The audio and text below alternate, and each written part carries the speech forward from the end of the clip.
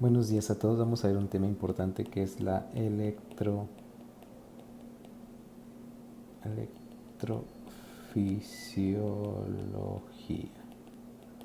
Interesante para los alumnos de medicina. Como saben, las distintas células cardíacas desempeñan funciones diferentes, sumamente especializadas, pero todas tienen una actividad eléctrica importante. Por eso se pueden dividir en dos tipos de células: las que responden de manera lenta y las que responden de manera rápida.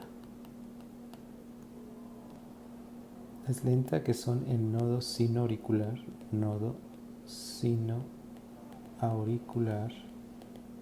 mientras que el otro se llama nodo auriculoventricular,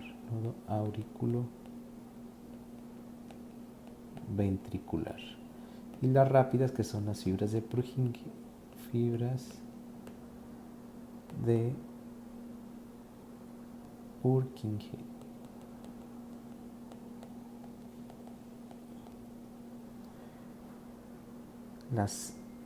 los miocitos auriculares y los miocitos ventriculares. Entonces, así se clasifican la respuesta de las células cardíacas. En este contexto podemos ver a imagen la distribución de estas células. Aquí podemos ver claramente cómo se encuentran distribuidas estas células. Vamos a ampliarlo un poquito. Aquí está el nodo sinoauricular,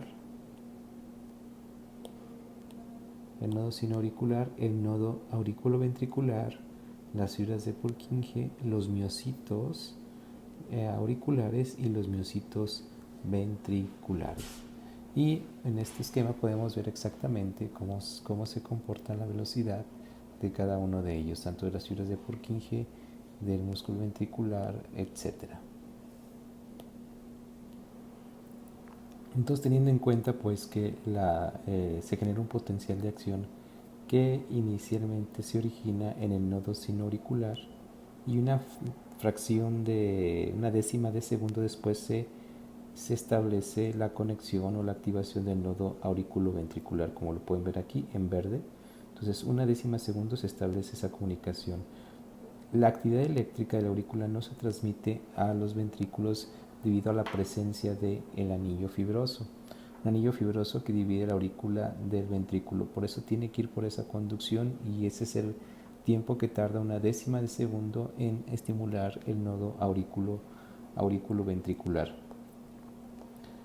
Ahora bien, este tipo de actividad eléctrica se establece a través de las células de Purkinje mediante una transmisión importante de la actividad eléctrica cardíaca. Como ustedes pueden ver aquí en este momento, pues las células A van activando a la célula B, la célula B a la célula C, la D, la E, y así sucesivamente, para generar la actividad eléctrica de todo el cardíaco, esto en una mínima fracción de segundos.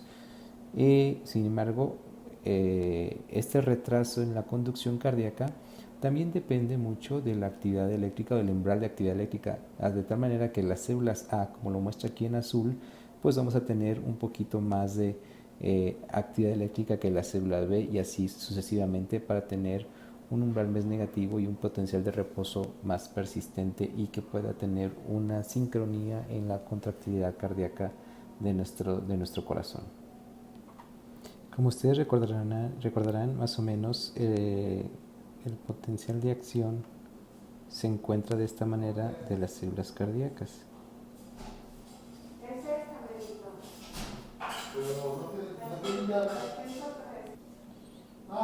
Estamos hablando pues del potencial en reposo, de la fase 0, la fase 1, la fase 2, la fase 3 y la fase 4.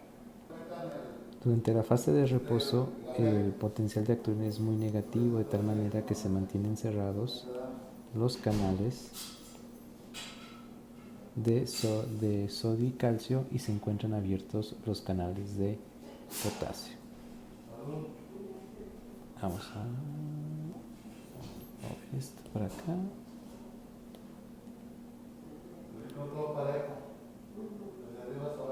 Y tenemos que en reposo el potasio se encuentra activo con 140 miliequivalentes dentro de la célula y 4 miliequivalentes fuera de la célula, mientras que los canales de sodio y de potasio, de calcio, perdón,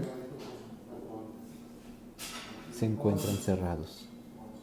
Esto implica que nos dé un potencial en reposo en ese momento y por lo tanto no se mantiene excitable con electronegatividad de menos 90 milímetros de mercurio. Es interior celular, exterior celular. Posteriormente viene la fase 0.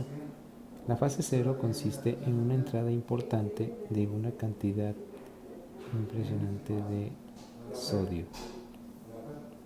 En este momento el potencial de acción cambia y lo lleva hasta 30 milímetros positivo de corriente eléctrica, de manera que es la fase característica del ciclo cardíaco. En este punto se cierran los canales de calcio, se cierran, y luego viene un punto donde viene una reapertura de los canales de potasio, que es la fase 1, que es la repolarización. En este punto se cierran los canales de calcio y luego viene la fase 2. La fase 2 se caracteriza por la entrada de potasio. Sin embargo, se activa la entrada de canales de calcio, que es la característica de la fase 2 de repolarización o fase de meseta del ciclo cardíaco. En este punto se cierran los canales, cierre de canales de calcio y continúan en apertura los canales de potasio. En este contexto viene la reapertura de los canales de potasio que modifican la excitabilidad de la célula cardíaca y nos permite una repolarización. También se unirá a comentar un poquito en relación a que en este periodo, en este punto de la fase 2, hay una salida de sodio. Hay un intercambio de sodio por el intercambiador sodio-calcio. ¿Sí? Y por último, bueno, la fase 3 que ya mencionamos, pues se va a prolongar hasta la fase 4 y esperar una nueva excitabilidad por parte de la célula cardíaca para llevar a cabo nuestro potencial de acción. A grosso modo, esto es lo que tenemos con nuestra actividad eléctrica cardíaca inicial. Desde el punto de vista fisiológico nos lleva al siguiente tema, que es el potencial de acción y en qué momento se activa el músculo cardíaco. En este punto podemos establecer que más o menos la activación del músculo cardíaco será aproximadamente 200 a 400 milisegundos después de que ya terminó el ciclo cardíaco. 200 a 400 milisegundos, que es un periodo refractario,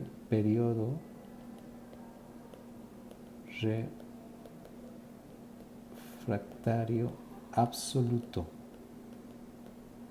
Es decir, no puede haber ninguna excitabilidad y por lo tanto no se superponen las las contractilidades del corazón.